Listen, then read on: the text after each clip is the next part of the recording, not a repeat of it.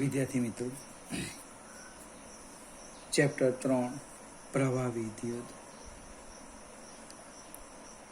આજે આપણે એક ખૂબ અગત્યની થિયરી એટલે કે પ્રશ્ન જોવાના છે. એવું કે કોઈ પેપર ન હોય કે જેમાં એનો ઉલ્લેખ ન હોય. અને આગલા વિડીયોમાં શરૂઆત કરી હતી કિર્ચોફના નિયમો.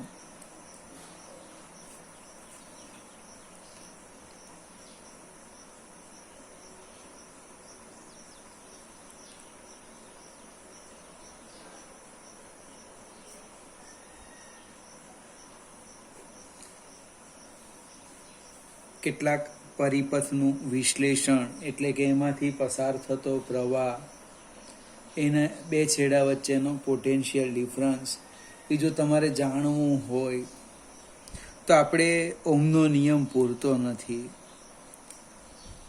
એટલે એનું વિશ્લેષણ માટે ઘણા બધા નિયમો હશે. એમાંના કિર્ચોફના 2 નિયમો અહીંયા આપેલા છે. એમાં જે પહેલો નિયમ છે એનું નામ છે જંક્શનનો નિયમ. જૂના કોર્સમાં પ્રથમ નિયમ અને બીજો નિયમ એવા શબ્દ વાપરેલા હતા. અહીંયા લખ્યું છે જંક્શનનો નિયમ અને બીજો નિયમ લખ્યું છે લૂપનો નિયમ. જંક્શનનો નિયમ શું છે હું ચોપડી પ્રમાણે સમજાવીશ. મારી પાસે કોઈક નેટવર્કનું જંક્શન છે. હું જો તમને સમજાવું, એક નાની સરખી આકૃતિ લઈએ. આ રીતે બધા વાહકો બતાવી દેમ.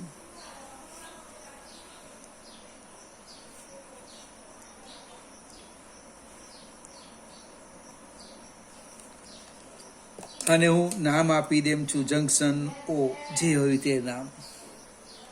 હવે કોઈક નેટવર્કનું જંક્શન બિંદુ છે એટલે પ્રવાહ બતાવવાના.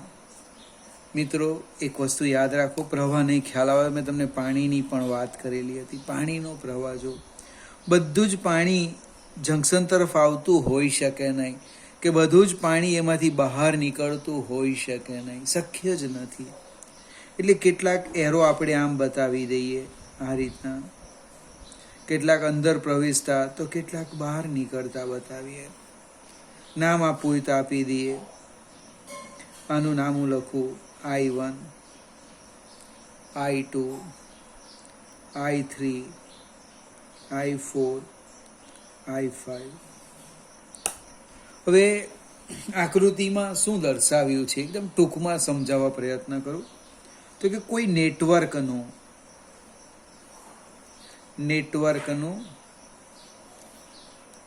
જંક્શન બિંદુ ઓ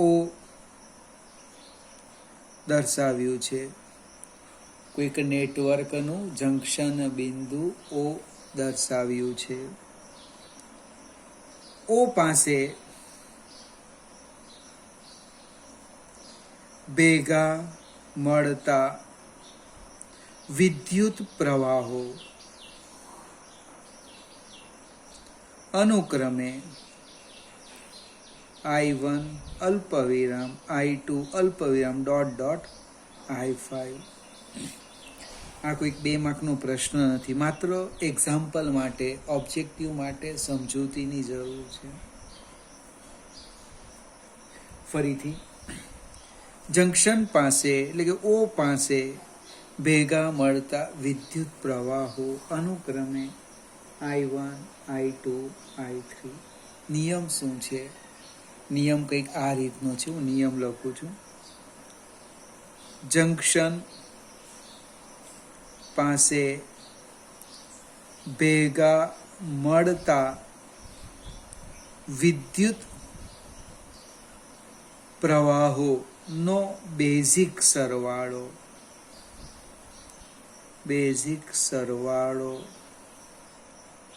0 થાય છે. આ આપણો જંક્શનનો નિયમ છે. જંક્શન પાસે ભેગા મળતા વિદ્યુત પ્રવાહોનો બેઝિક સરવાળો 0 થાય છે. હવે ભાઈ સરવાળો કરવાનો પણ કેવી રીતે સરવાળો કરું? દિશા તો અલગ અલગ છે. આ જંકશન તરફ છે, જંકશન તરફ છે, જંકશનથી દૂર જાય, જંકશન તરફ, જંકશનથી દૂર જાય. એટલે અહીંયા બે જ વિકલ્પ છે, ક્યાં જંકશન તરફ કાં જંકશનથી દૂર. મને તો આપણે નિયમ આપણી રીતના બનાવી દઈએ. જંકશન તરફ હોય, ધારો કે જંકશન તરફ, એને હું ધન લેમ તો જંકશનથી દૂર ને મારે ઋણ પ્રવાહ ગણવાનો. જંકશન તરફ જે પ્રવાહ છે એને તમે પ્લસ કે પોઝિટિવ, જંકશનથી દૂર જતો જે પ્રવાહ છે એને તમારે ઋણ ગણવાનો. એવું નથી, જંકશન તરફનો પ્રવાહ ધારો કે તમે ઋણ લીધો તો જંકશનથી દૂર જતો ધન થવાનો. એમાં કોઈ ફેર પડતો નથી. તો આપણે એક કામ કરીએ, જંકશન તરફને આપણે પ્લસ કહીએ તો જો આ ફિગર પ્રમાણે કોણ પ્લસ થશે? જંકશન તરફ એટલે I1 પ્લસ, I2 પ્લસ અને I4 પ્લસ. આ બે જંકશનથી દૂર જાય એ ઋણ આવશે. એટલે હું અહીં બાજુમાં જ લખું છું, જો I1 પ્લસ પ્લસ I2 જંકશનથી દૂર જાય, માઇનસ I3 જંકશન તરફ, plus I4 minus I5 equal to 0. I1 plus I2 minus I3 plus I4 minus I5 equal to 0. અને જંકશનનો નિયમ કહેવાય. કોઈક વિચાર આવે મને આ ગમતું નથી તો બદલી કાઢો, અથવા minus I1 minus I2 plus I3 minus I4 plus I5 equal to 0. જેને ગણિતમાં ઇન્ટરેસ્ટ હોય ને ખ્યાલ આવશે, એ આ બે સમીકરણમાં કોઈ ફેર નથી. અહીંયા જંકશન તરફ પ્લસ લીધો તો અહીંયા માઇનસ લીધો. તમે આને સામે લઈ જાઓ તો આ માઇનસ થશે ને આ પ્લસ થઈ જશે, ઇક્વલ ટુ 0 છે મિત્રો. ફરીથી જંકશનનો નિયમ એટલે મગજમાં ચાલવું જ જોઈએ. આટલી એક જ લીટી છે. જંકશન પાસે ભેગા મળતા, જંકશન પાસે ભેગા મળતા વિદ્યુત પ્રવાહોનો બેઝિક સરવાળો શૂન્ય થાય છે. જૂના કોર્સમાં એની સાબિતી પણ હતી. કદાચ તમારી પાસે દર્પણ, મોડર્ન અલગ અલગ બુક હોય તો સાબિતી મળશે. આપણે બીજા નિયમ તરફ જઈએ, એની સમજૂતી આપવી પડશે. લૂપનો નિયમ.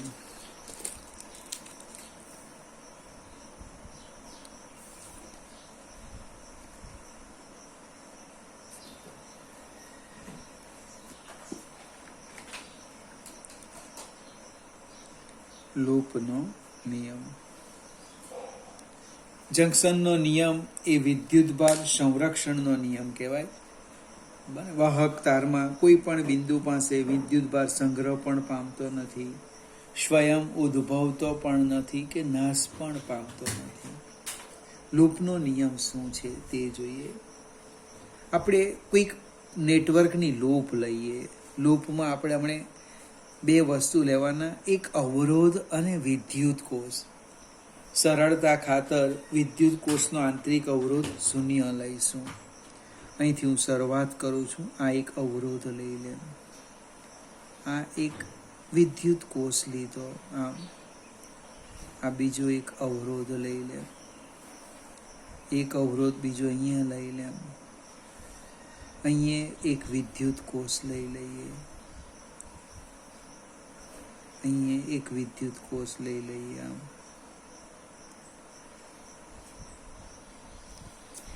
આ એક ક્વિક નેટવર્કની લૂપ મેં લીધી છે. લૂપનું નામ હવે આ છેડા આમ બતાવવાના, આમ એક યાદ રાખવાનું. આમ નામ આપણે આપીએ ABCD, અહીંયા લખું E અને હવે અવરોધનું પણ નામ આપી દઈએ. આ અવરોધનું નામ R1, આનું નામ R2, R3, R4, R5. વિદ્યુત કોષના પણ નામ આપીએ. ε1, અને ε2 અને ε3. આ 3 વિદ્યુત કોષના મેં આંતરિક અવરોધ શૂન્ય લીધા છે. વિદ્યાર્થી મિત્રો, વિદ્યુત પ્રવાહ ધન ધ્રુવમાંથી બહાર નીકળે અને ઋણ ધ્રુવમાં દાખલ થાય.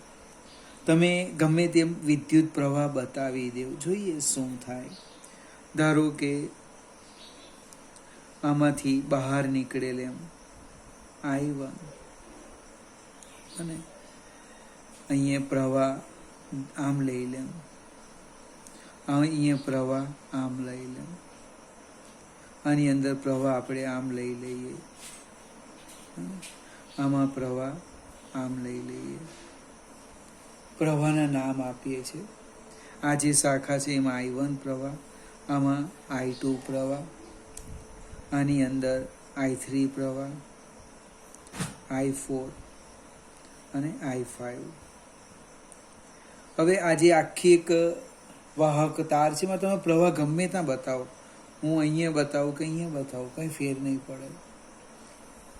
હવે એક મુદ્દો અહીંયા લઈએ. જો મેં અહીંયા આ લીટી ન પાડું, આ લીટી નહીં દોરીએ, તો અહીં કિર્ચોફના પહેલા નિયમનો ભંગ થાય. કેમ? પ્રવાહ આમ જાય ને પ્રવાહ આમ જામ, તો આવ્યો ક્યાંથી? પ્રવાહ ક્યાંથી આવે છે એ સમજાવવું તકલીફ ભરેલું પડે. એટલે આ લીટી પાડી એટલે બની શકે આમ પ્રવાહ આવતો હશે. આકૃતિનું વર્ણન ફરીથી, આ કોઈક 2 માર્કનો પ્રશ્ન નથી, માત્ર સમજૂતી છે. હવે કિર્ચોફના નિયમો ઉપયોગ કરવા માટે બીજા પણ નિયમ છે. એ કયા નિયમ તેની વાત કરું. પહેલા તો આપણે કામ શું કરવાના તે જોઈ લો. કે આ જે લૂપ છે એ લૂપમાં કોઈ એક બિંદુ પકડી લેવો અહીંયાથી, પછી મારે 1 કુલમ ધન વિદ્યુત ભારને લઈને સમઘડી કે વિષમઘડી મુસાફરી કરવાની. મને ઘડિયાળની કાંટાની દિશામાં જામ કે એની વિરુદ્ધ જામ. તો આ દરેક ઘટકમાંથી પસાર થતા સ્થિતિમાનનો ફેરફાર નોંધતા જવાનું. વધારો ઘટાડો, વધારો ઘટાડો. અને ફરીથી તમે જ્યારે એ બિંદુ પાસે આવો, એટલે એ બિંદુ પાસે કે બી બિંદુ પાસે, તો એ સ્થિતિમાનના ફેરફારનો બેઝિક સરવાળો અહીંયા જેટલો હતો ને એટલો જ થાય.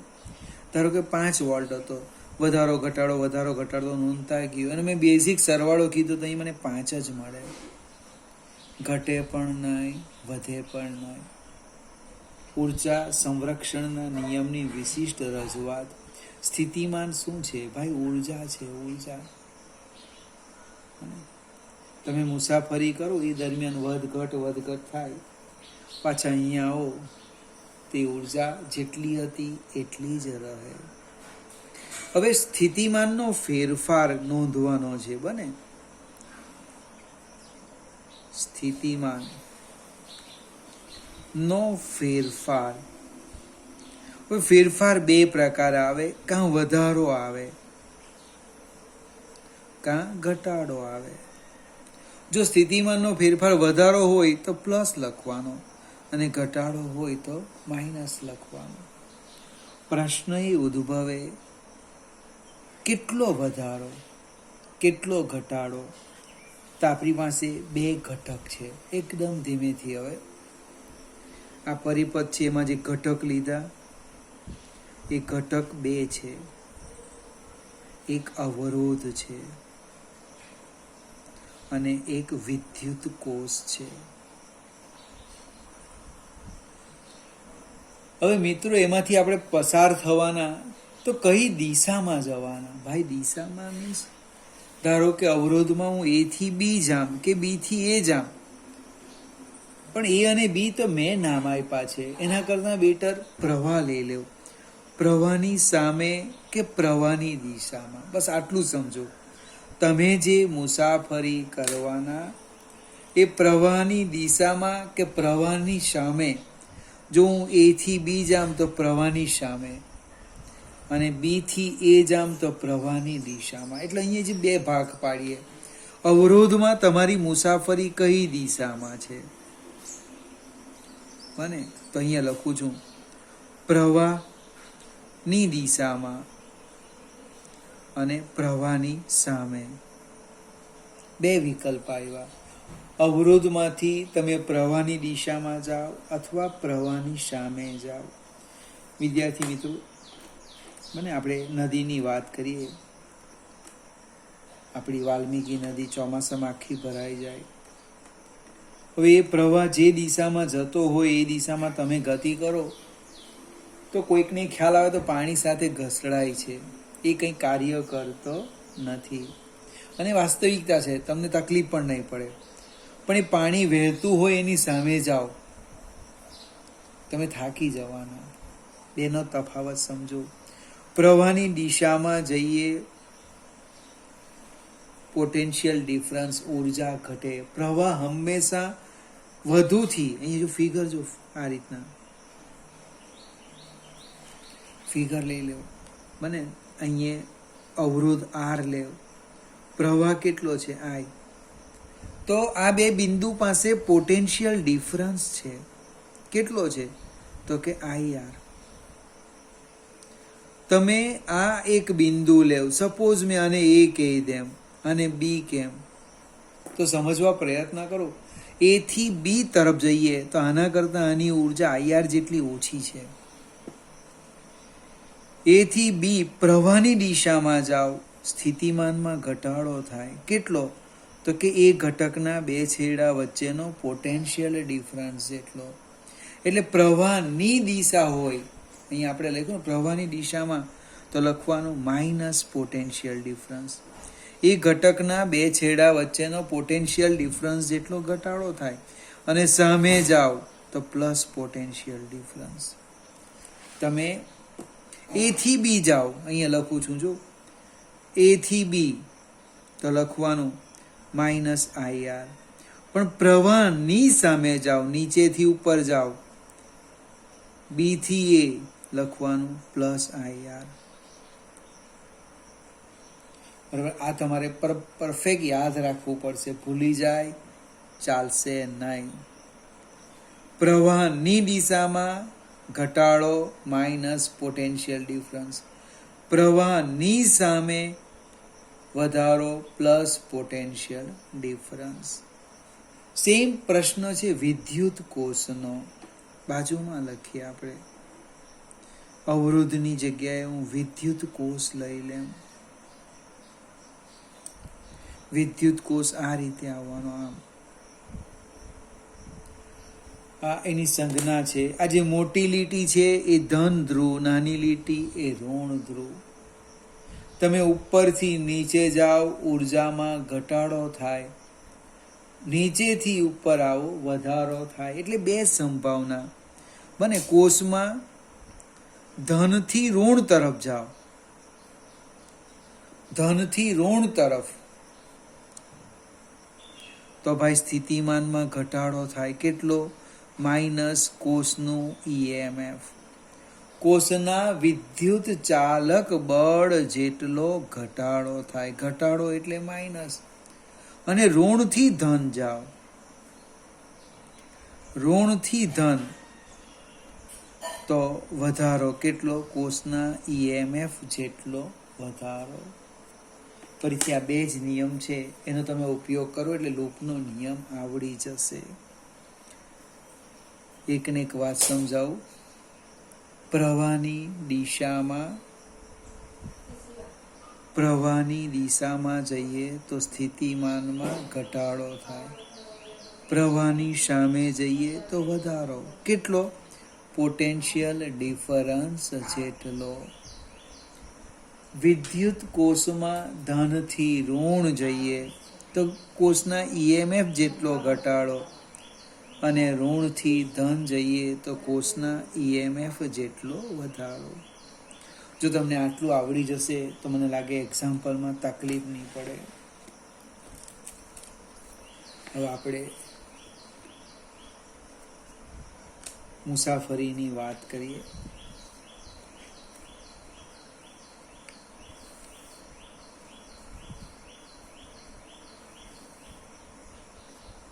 હું ધારી લેમ છું, અહીંયા લખું છું આખી રચના જોજો.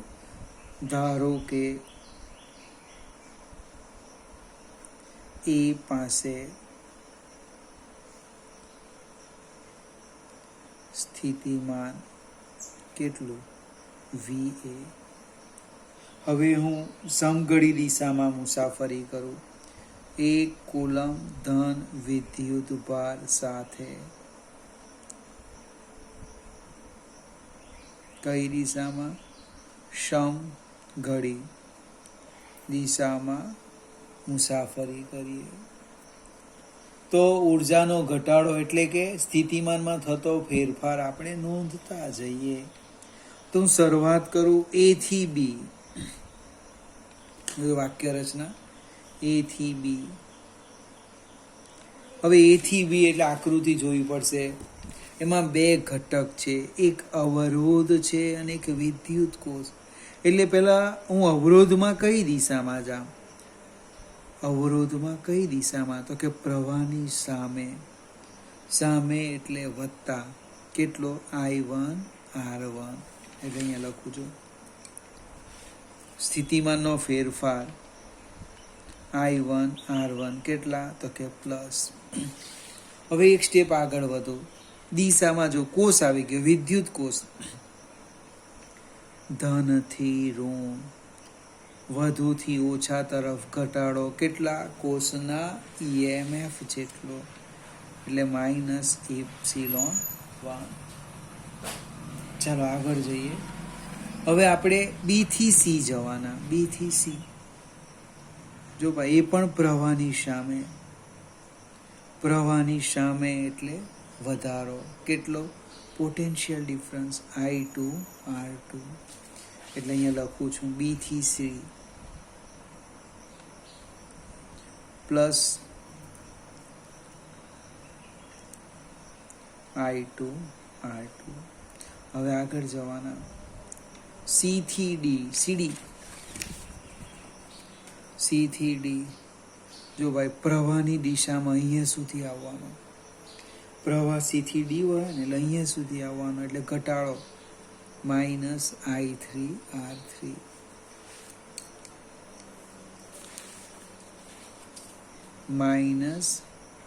-I3 R3. રસ્તામાં એક વિદ્યુત કોષ પણ છે જો, D સુધી આવતા. હવે ઋણથી ધન, નીચેથી ઉપર આવવાનો. ઋણથી ધન વધારો કોષના EMF જેટલો, એટલે +ε2. આગળ જઈએ. D થી E. ચાલો D થી E માં માત્ર અવરોધ છે. કઈ દિશામાં જવાના? તો કે પ્રવાહની સામે. પ્રવાહની સામે એટલે +I4 R4 +I4 R4. આગળ જઈએ. E થી A. E થી A જો ભાઈ, એમાં ભાઈ પહેલા વિદ્યુત કોષ આવ્યો.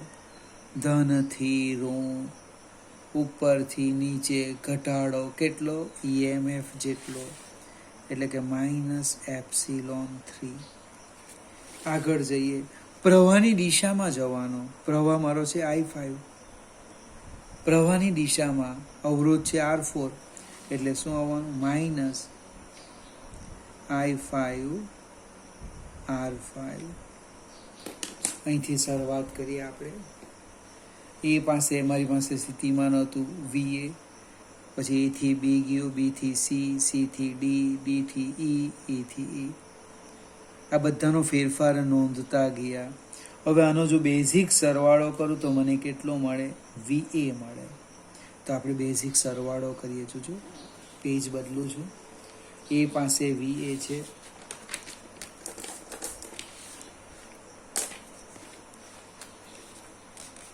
એ પાસે કેટલું છે? VA. હવે A થી B જવાના. પાનું વારંવાર મારે બદલવું પડશે. એટલે +I1 R1 -ε1. આપણે અહીંયા જ કંઈક લખાય એવું કરી દઈએ. અહીંયા ઉપર લખું છું VA. A થી B જવાનો એટલે +I1 R1 ધનથી ઋણ માઇનસ એપ્સિલોન 1 બેઝિક સરવાળો. બી થી સી પ્રવાહની સામે પ્લસ I2 R2. ચાલો સી થી ડી પ્રવાહની દિશામાં માઇનસ I3 R3. ઋણથી ધન પ્લસ એપ્સિલોન 2. આગળ જઈએ. ડી થી ઈ પ્રવાહની સામે પ્લસ I4 R4. ઈ થી એ ધનથી ઋણ પહેલા એટલે માઇનસ એપ્સિલોન 3. પ્રવાહની દિશામાં માઇનસ I5 R5. આ બધાનો મેં બેઝિક સરવાળો કીધો. તે બેઝિક સરવાળો મને કેટલો મળે? VA. અને કિર્ચોફનો બીજો નિયમ હવે સમજાવવા પ્રયત્ન કરું. લૂપનો નિયમ. VA હતું ફેરફાર, વધારો ઘટાડો નોંધતા બેઝિક સરવાળો કર્યો તો કેટલા મળે? VA. આ બંને બાજુથી VA નીકળી ગયા તો બાકી શું રહી ગયું તે હું લખું છું. જો અહીંયા આટલે લખું છું.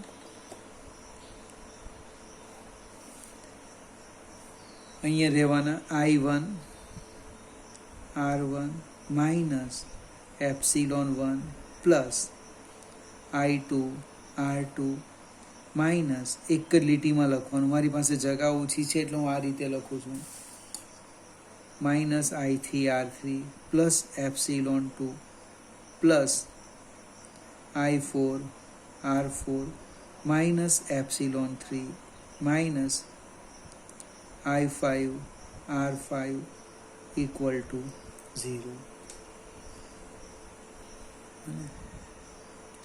Equal to 0. આ જે લખ્યું છે એને લૂપનો નિયમ કહેવાય. શું કહેવાય? લૂપનો નિયમ. હવે એ લૂપનો નિયમ શબ્દમાં બોલીએ. શબ્દમાં શું લખવાના? તો કે લૂપમાં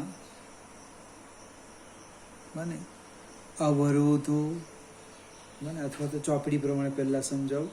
લૂપમાં અવરોધો અને વિદ્યુત કોષો ધરાવતા કોઈ પણ બંધ ગાળામાં એટલે લૂપમાં સ્થિતિમાનના ફેરફારનો બેઝિક સરવાળો શૂન્ય થાય છે. ફરીથી ચોપડી પ્રમાણે લખીએ છીએ આપણે અહીંયા.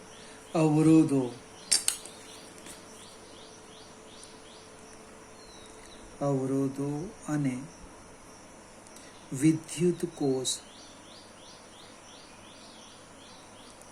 ધરાવતા બંધ ગાળામાં સ્થિતિમાનના ફેરફારનો